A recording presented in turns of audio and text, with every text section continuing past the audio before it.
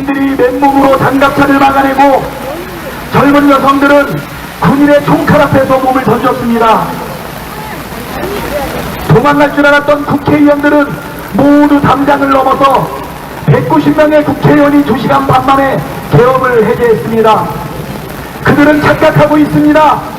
그 옛날 언제 때처럼 군을 동원하면 정권을 쥐고 영구집권을 하고 자신들의 비리를 막아낼 수 있다고 생각했지만 45년이 경과하는 동안 우리 대한민국의 국민들은 우리의 나라의 주인은 우리 국민이라는 것을 인식하고 계엄을 막기 위해서 뛰어들었습니다. 그렇지 않습니까? 맞습니다.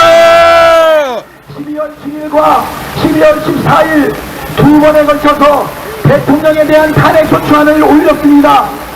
12월 7일날 국민의힘 의원 108명에게 입법부의 일환으로 비상계엄을 해제하자고 호소했지만 그들 중에 단 2명만이 출석해서 투표했을 뿐입니다.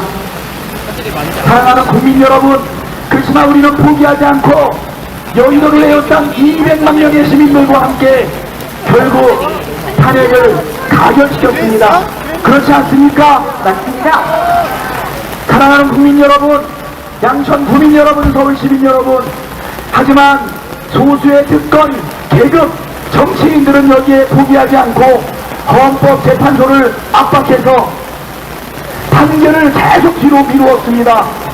마은혁 재판관을 임명하라고 국민들이 명령했지만 한덕수와 최상국은 끝끝내 부인했습니다. 그렇지만 우리 국민들은 광화문과 그리고 동십자가 앞에서 헌법재판소에 주문을 했습니다. 사이비, 이단, 무당, 그리고 천국을 믿는 그들이 하는 주문과는 다른 엄중한 국민의 명령이었습니다. 여러분, 그 주문 기억하시죠? 같이 한번 그 주문 외쳐볼까요? 주문 비천부인 윤석열을 대통령 윤석열을 파면하라. 결국 국민들의 압박과 주권자들의 명령에 따라서 2025년 4월 4일 11시 22분에 윤석열은 파면됐습니다. 우리 국민들은 계엄을 해제하고 윤석열을 체포하고 그리고 윤석열을 파면했습니다. 그럼에도 불구하고 조희대 대법원장은 희대의 판결을 통해서 다시 우리의 후보 이재명의 자격을 박탈하려고 시도했습니다. 그렇지만 우리 국민들은 다시 명령했습니다. 서울고법은 대선 이후에 기일을 좋게 하는 것으로 결정했습니다. 여러분, 다 끝났습니까? 아닙니다. 아직도 내란은 완전히 종식되지 않았습니다. 국힘당은 아직도 윤석열을 1호당원으로 아직도 출당하지 않았습니다. 김문수 후보는 출당시킬 수 없다고 했습니다.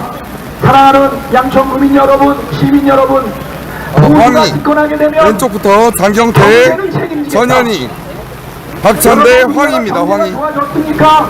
네. 민생은 폭망하고 경제도 너무 어렵지 않습니까? 보수가 집권하면 안보로 책임지겠다 얘기했지만 한반도 평화 가까이 가고 있습니까? 오히려 계엄의 근거를 만들기 위해서 무인기를 평양으로 보내고 그래서 군사 도발을 유도했다는 것, 그거 드러나고 있지 않습니까? 맞습니다. 그들은 보수가 아닙니다. 더군다나 자기들의 비리를 감추고 장기 집권하기 위해서 군을 동원해서 마침내 12월 3일 불법 기상 개혁을 했던 것 아닙니까? 맞습니다.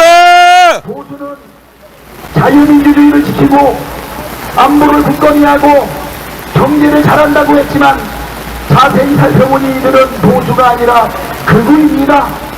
사이비 이단입니다. 수구입니다. 수구. 우리 국민께서 2027년도에 있을 대선을 2년을 앞당겨 2025년 6월 3일에 대선을 치는 것은 바로 주권자가 더 이상 나라의 권한을 그들에게 맡길 수 없었기 때문입니다. 사랑하는 서울 시민 여러분, 양천 구민 여러분, 이제 마지막까지 얼마 남지 않았습니다. 저들의 내란을 막아서기 위해서 6월 3일 대선에서 우리가 반드시 승리해야 됩니다. 여러분들 그렇게 해줄 수 있겠죠? 네! 그렇게 해주실 줄 믿습니다.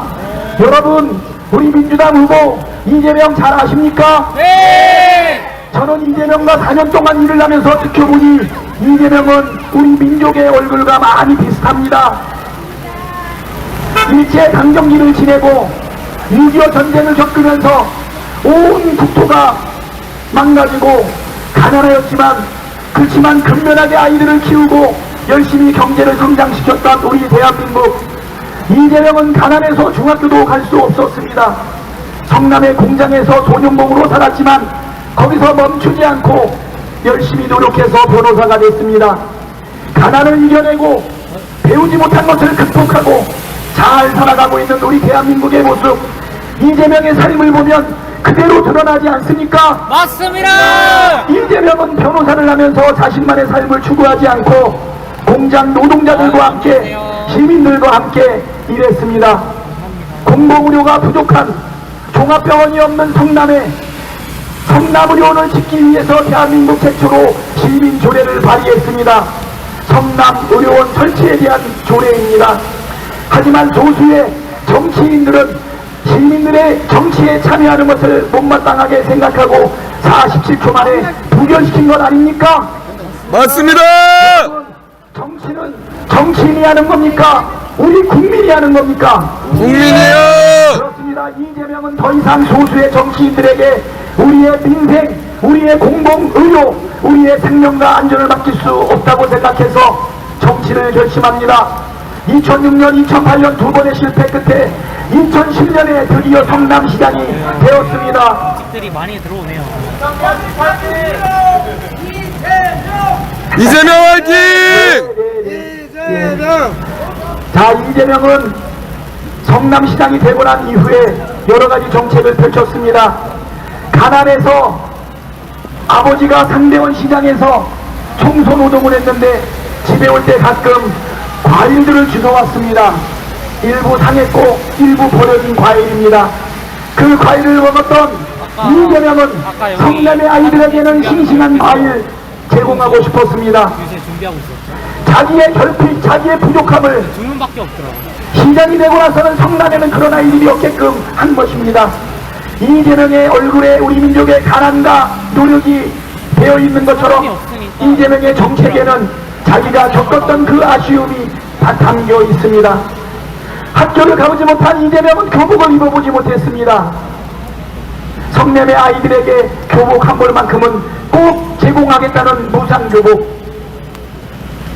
공장을 다녔지만 공부를 하고 싶었던 이재명은 독서실에 다니는데 그 돈 몇천 원이 없어서 고생하지 않았습니까?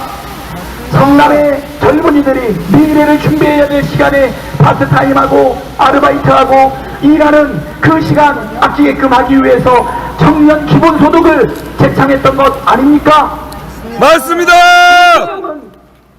자기의 삶을 통해서 우리 민족의 그 모습을 보여주었고 또 성남시장이 되어서는 경기도지사가 되어서는 자신의 삶을 통해서 겪었던 그 어려움을 시민들에게 풀어주기 위한 그런 행정을 했습니다.